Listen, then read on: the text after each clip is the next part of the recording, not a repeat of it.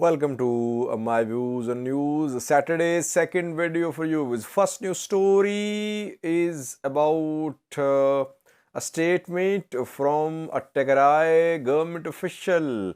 Tigray External Affairs Bureau in charge today warned Tigrayans against sharing information about the movement of Tigray forces. Secondly, Ethiopian National Defense Force today, just an hour ago, shared some pictures, and on the basis of these pictures, the government is suggesting that locals are starting to support Ethiopian National Defense Force in the ongoing military operation in Tigray.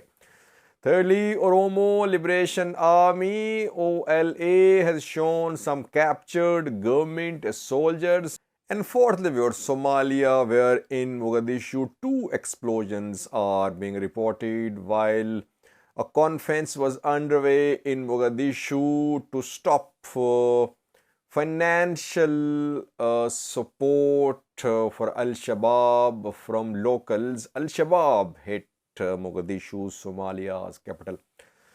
Firstly, viewers, first news story is about a statement from Tigray External Affairs Bureau in charge. The statement is an instruction, a direction, not a warning.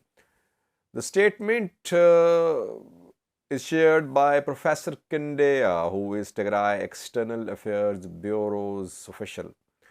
He says that Tigrayans must not share information about the movement of Tigray forces. Only Tigray regional government will share such information.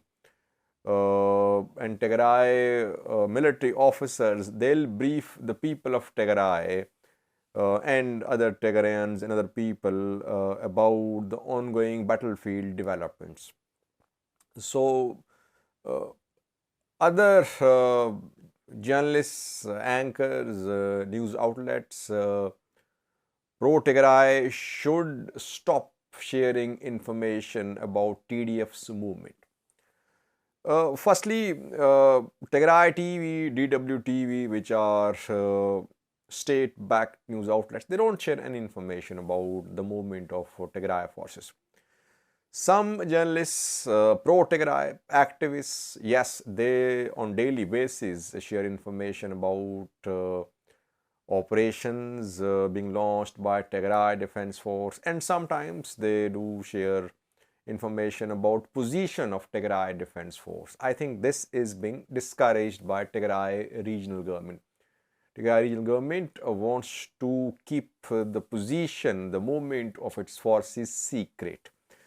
Obviously, if information is shared in advance about movement, about presence of forces in a particular location, the forces become vulnerable to counteroffensives, to airstrikes, to drone strikes as well. I think this Professor Kandea's statement is a message for pro-Tigray activists, pro-Tigray journalists. They should avoid sharing such information. Secondly, Ethiopian National Defense Force today implied that locals are now starting to support Ethiopian National Defense Force in the ongoing operation in Tigray. ENDF has shared some pictures on its social media page. The pictures show Dejens. Who are Dejens?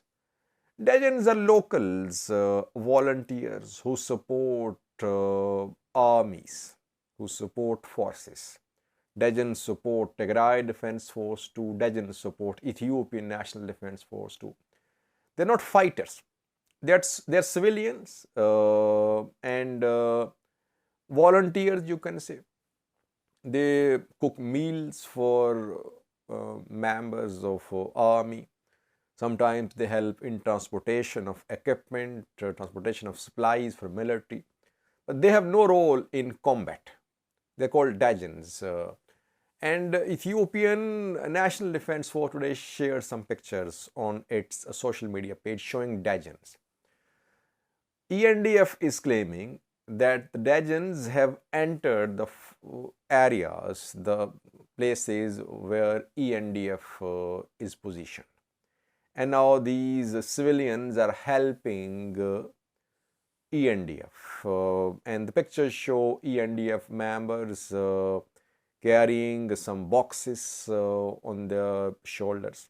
So Ethiopian army is implying that locals in Tigray are helping Ethiopian army. They're helping in transportation of supplies for Ethiopian National Defense Force. Support of locals matters a lot, viewers, in this war, if this goes on. Especially if guerrilla war starts, which could start if talks failed in South Africa. If talks fail, if guerrilla warfare started, role of local population would be critical. What will the people of Tigray do? Will they openly support Tigray Defense Force? Will they secretly support Tigray Defense Force? Will they change sides? Will they remain neutral? These questions will have an impact on the outcome of guerrilla war if talks failed in South Africa. So far, Ethiopian army is trying.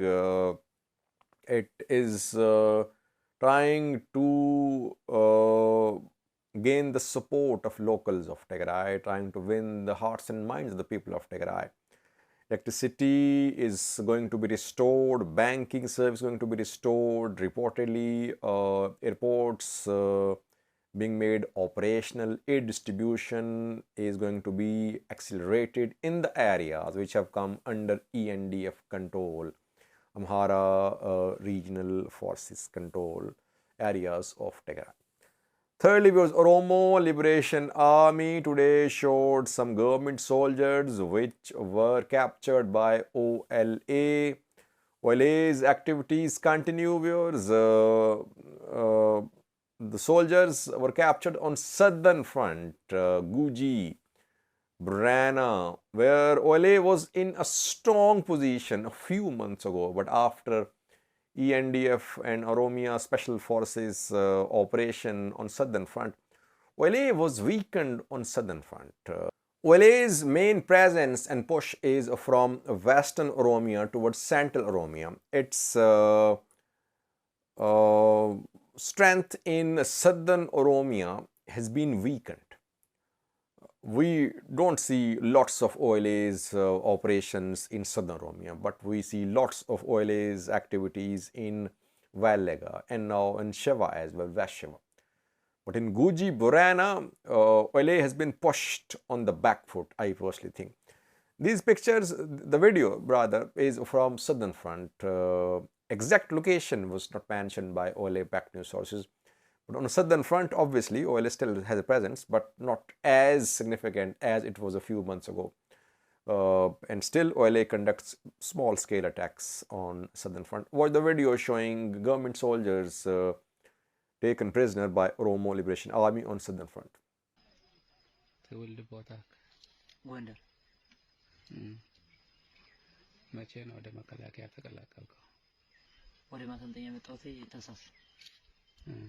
ስንት ወሬ ነው ከማሰልጠኛ 3 ወር ቆየሁ እዛ ማሰልጠኛ ከተመረቅን ደግሞ እዛው ላይ ያው አንድ Lastly, viewers, Mogadishu, Somalia's capital was hit by Al-Shabaab once again. Today, 2 explosions are being reported at Ministry of Education office.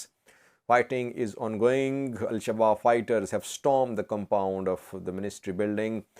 2 explosions, gunfire being reported, huge white clouds of smoke were seen spiraling out of the building of Ministry of Education of Somalia in Mogadishu.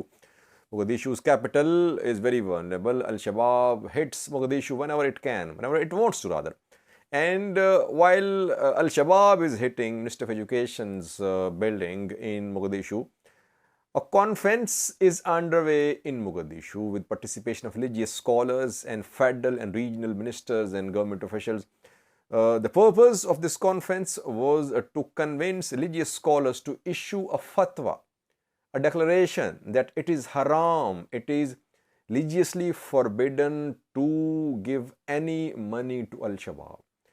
Because we know that Al-Shabaab collects lots of money in Somalia in terms of taxes, in terms of ransoms, you can say, in terms of extortion, mainly extortion, and and taxes as well in Al-Shabaab controlled areas too. And religious scholars today issued a joint statement saying that it is haram, it is forbidden, it is illegal, it is against religious teachings to give any money to Al-Shabaab. So while this conference was underway in Mogadishu, Al-Shabaab hit Mogadishu, fighting still ongoing, gunfire being heard, casualties are being feared in Mogadishu.